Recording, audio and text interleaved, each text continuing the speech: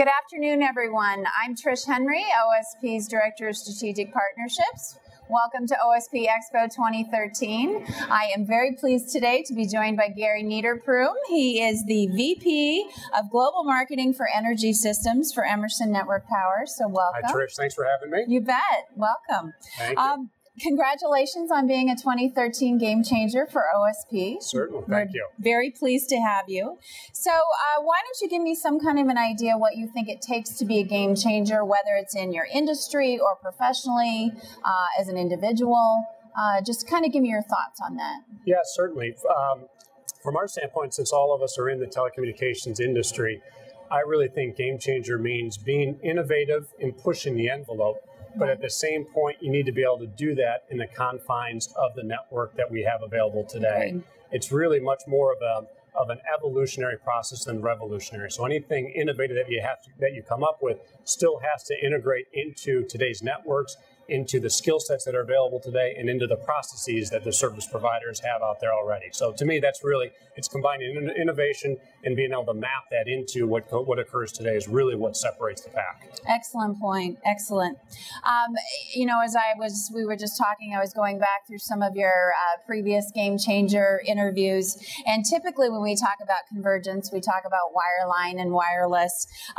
But when you talked about it, you talked about the convergence between telecom and data center environments. Yeah. Why do you think this is going to be an important change for the telecom environment? Yeah, we really think that that's the next frontier. Wireline and wireless, certainly there is a big convergence play. Most of that is already played out. Okay, great. We think the next frontier really is how data centers and telecommunications company interact together. With all of the data that's being created on the edge, that has to come back into the core network somehow. And that's really where that convergence is going to take place. When you walk into central offices more often than not around the world, particularly in Asia and parts of Europe, you go into a central office and it looks very much like a data center. There are servers, there is storage, there's different elements that are there that weren't there years ago. So we think that the look and the feel of a data center and a central office, both are going to be very IP-centric. You know, some of the core tenets that are underneath there, like NEBS compliances, we think all of those are really what's going to continue to migrate together as this big data continues to occur in our industry. Great. And how is Emerson positioning itself to be a part of that convergence? Yeah, we're really pretty unique in that we have a very large sister division called Liebert and Avicent that is in the data center space exclusively, has worldwide probably over $3 billion of sales in that space. And then we have our energy systems business, which is well over $1 billion in telecommunications, that is all around servicing the telecommunications customers. So we have very good relationships, very good insights. We understand the networks and the complexity and how those two animals are different. And we have some pretty creative ideas on how we can bring those together. Fantastic. Yeah. Wonderful. Many providers have a problem managing IT and facility systems in real time. Can you talk to me about how Emerson, the Trellis platform, addresses this issue? Yeah, Trellis really is one of our game changers because it's very innovative, but yet it maps very consistently with what people do today. Okay. So traditionally in a data center environment, there is the IT side that is very server, storage, electronic specific, and then there's the facility side, which is power and cooling and real estate. Sure. Those two entities, for the most part, are very independent. There's different processes, different people, but yet when it comes to running a network, they have to be interrelated. What Trellis does is it bridges the gap between the facility side and the IT side. And so what it allows you to do, it allows you to get visibility into the network so you can see what's going on. It will allow you to take decisions as to what dynamically is shifting so you can decide what's happening. And then finally, it will allow you to act on what you have seen in the information that you have in front of you. That's what we call it's really a see, decide, and act stage because it really does bridge that facility side and the IT side, which not many people can do in a very meaningful and rich way. And it does sound like a game changer. It really is. There you go. It really is. There you go. Can you tell me what some of the moves providers can make right now to help the environment become more green, and what can they do now versus what can they do later to be a little more cost effective in that field? Yeah, you know, the easiest thing from our space, since we're generally in the outside plant power and service arena, is is upgrading legacy power systems Sure. and installing more high efficiency rectifiers. That is probably the easiest and the first step that we're taking. Okay, great. After that, I was in one of the joyous parts of my job is I get to travel the world. So I was in Africa last week. Okay. And, we have different issues in the U.S. than in Africa. In Africa, they're worried about, do I have AC utility power?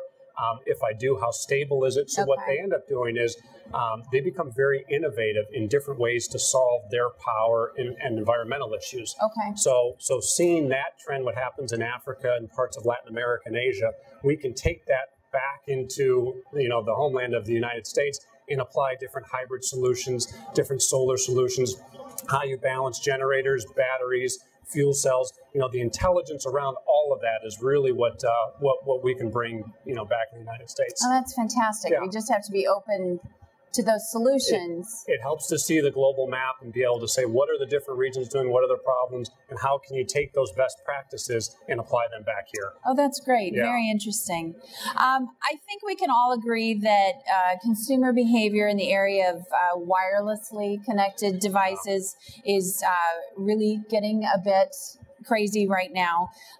How can having a solid, evolving power strategy assist in dealing with the explosion?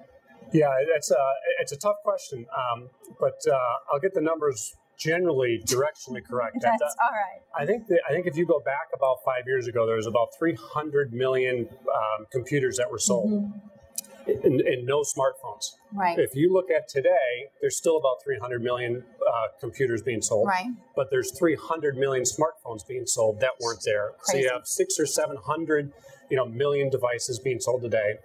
We think 5 years from now, that number will be 1 billion. Okay. So it's going to go from 300 million to 600 million to 1 billion now in the next 3 to 5 years.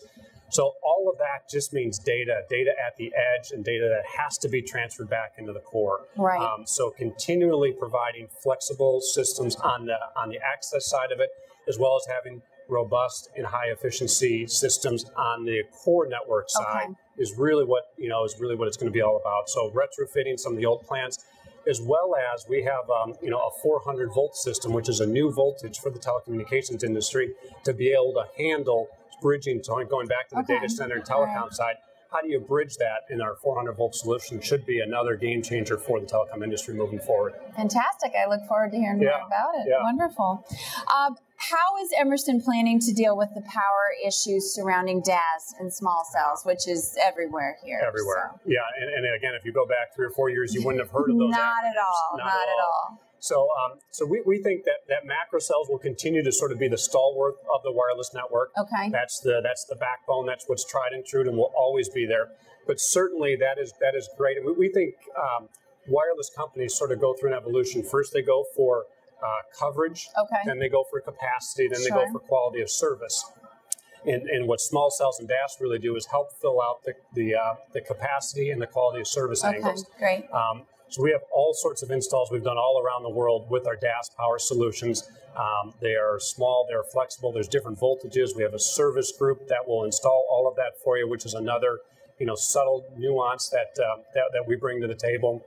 And certainly in small cells, that market isn't mature enough yet to know exactly what's going on. So what we're doing is just doing an awful lot of voice of the customer work, making sure that our enclosures, our power system, the battery backup solution, whether it's AC or DC, all the aesthetics of it, the sound of it, the acoustics of it, all of those things need to be taken into consideration. Okay. So we're just making sure we stay very, very close to the customer base when it comes to small cells. That's great. Wonderful. Yeah. And then finally, Emerson has been a proponent of the OSP brand for years, and you're participating this year as an exhibitor, a seminar presenter, as some sponsors of our custom events.